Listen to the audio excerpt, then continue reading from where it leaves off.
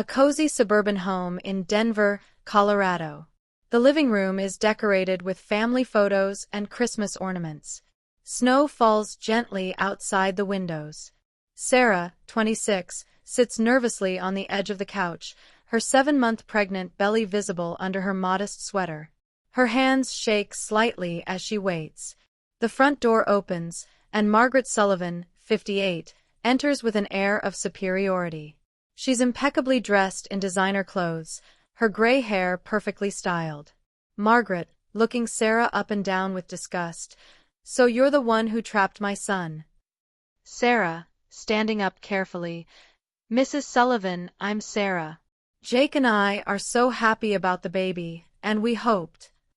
Margaret, interrupting sharply. "Happy? Look at yourself. You can barely afford decent clothes, living in that cramped apartment. You think a pregnancy will secure your future." Confusion and hurt. Her cheeks burn with embarrassment as she instinctively covers her belly protectively. "Margaret, Jake deserves someone from our social circle. Someone with class, education, a future. Not some cashier who got pregnant to climb the social ladder." Sarah, voice trembling. "I love Jake, Mrs. Sullivan. This baby wasn't planned, but we're committed to." Margaret. "Committed? Ha! Here's what's going to happen. You'll take this check for $50,000 and disappear. Consider it payment for your services." She throws an envelope on the coffee table. Sarah stares at it, tears welling in her eyes. "Sarah, I would never." "Margaret, think about it, dear. That baby will grow up poor, struggling, unwanted by half its family. Is that the life you want to give it?" Sarah's small one-bedroom apartment later that night. The space is clean but cramped, with baby items scattered around, a crib they bought secondhand, tiny clothes folded on the table. Sarah sits on her bed, staring at the unopened envelope. She calls Jake, but it goes straight to voicemail. She tries again, same result. Her hands tremble as she realizes Margaret might have already gotten to him. Sarah, whispering to her belly, "What are we going to do, little one?" She opens her laptop and checks her bank account. $847. Rent is due in a week. $1,200. Her part-time job at the grocery store barely covers expenses, and with the baby coming, she'll need to take unpaid leave. Internal monologue. Maybe Margaret is right. Maybe I am just a burden. Jake hasn't called me back in 3 days. What if he's realized his mother is right about me? She picks up the envelope with shaking hands and opens it. The check is real, $50,000. More money than she's ever seen. Sarah, breaking down crying, "I'm so sorry, baby. I don't know if I'm strong enough to do this alone." The next morning, Sarah drags herself to work at Morrison's grocery. Her manager, Tom, notices her exhaustion. "Tom, Sarah, you look terrible. Maybe you should go home." Sarah, "I can't afford to miss work, Tom. I need every hour I can get." A customer approaches her register. It's Margaret, with a smug smile. Margaret, loudly so other customers can hear, "Oh, you're still here. I thought you'd have made the smart decision by now." Sarah, quietly, "Please, Mrs. Sullivan. Not here." Margaret, "Everyone should know what kind of person you are. Trying to trap my son with a pregnancy. How desperate and pathetic." Other customers start staring. Sarah's face burns with humiliation as whispers spread through the store. Later that day, still at Morrison's grocery, Sarah is restocking shelves when an elegant woman in her 60s approaches. This is Eleanor Morrison, the store owner's mother, visiting from Boston. "Eleanor, excuse me, dear. I couldn't help but notice what happened earlier with that awful woman." Sarah, wiping tears, "I'm sorry if it caused a scene. I can leave if—" Eleanor, "Absolutely not. I'm Eleanor Morrison. My son owns this store chain. and what I witnessed was completely unacceptable. Sarah looks up, surprised by the kindness in Eleanor's voice. Eleanor, I've been watching you work for the past hour. Despite being upset, despite being heavily pregnant, you've been nothing but professional and hardworking. That speaks volumes about your character. Sarah, thank you, ma'am, but I don't want any trouble. Eleanor, tell me, what did that woman want from you? Sarah hesitates, then explains the situation. Eleanor listens intently, her expression growing more serious with each detail. Eleanor, Margaret Sullivan. I know that name. She's trying to force you to abandon your child and the father.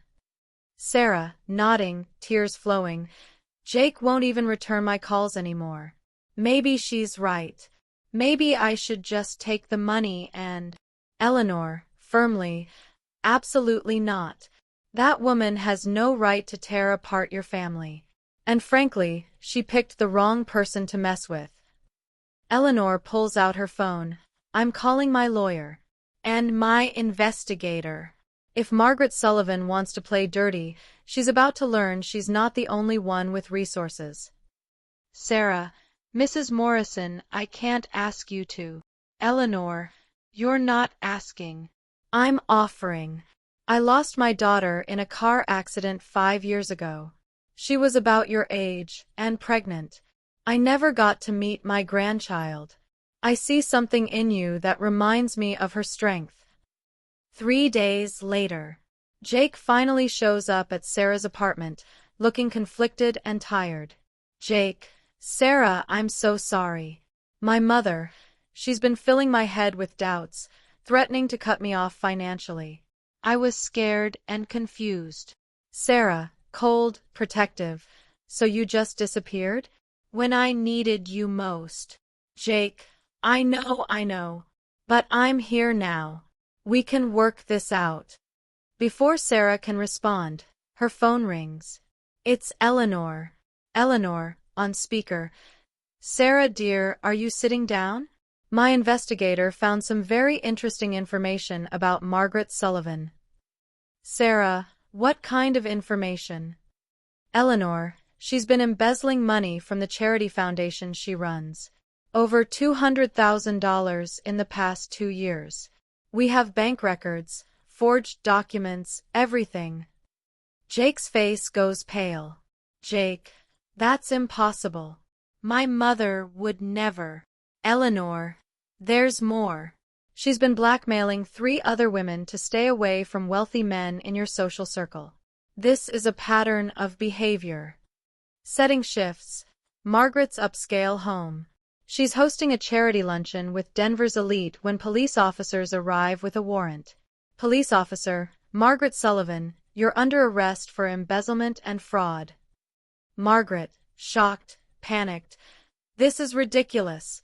I demand to speak to my lawyer. The charity luncheon guests watch in horror as Margaret is led away in handcuffs. News cameras, tipped off by Eleanor's connections, capture everything. Prominent Denver socialite Margaret Sullivan was arrested today on charges of embezzling over $200,000 from the Children's Future Foundation. 6 months later. A beautiful nursery in a spacious apartment. Sarah, now with a 3-month-old baby girl, sits in a rocking chair. The room is filled with natural light and expensive baby items. Jake enters with a bottle, having fully committed to his family after his mother's arrest opened his eyes. Jake, how's little Emma doing? Sarah, smiling peacefully. She's perfect. Just like we always dreamed. Setting shifts. Eleanor visits, bringing gifts and her warm presence. She's become like a grandmother to Emma and a mother figure to Sarah. Eleanor, I have some news. Margaret's trial concluded yesterday. She got 3 years in prison and has to pay full restitution to the charity. Sarah, I almost feel sorry for her. Eleanor, that's what makes you a good person, dear. But justice needed to be served. Eleanor hands Sarah an envelope. Eleanor, this is from the Morrison Foundation. It's a scholarship fund I'm starting in my daughter's name. You're the first recipient. Full tuition for business school, plus living expenses. Sarah, tears of joy. Eleanor, I can't accept this. Eleanor, you already have. And there's one more thing. Jake, come here. Jake approaches nervously.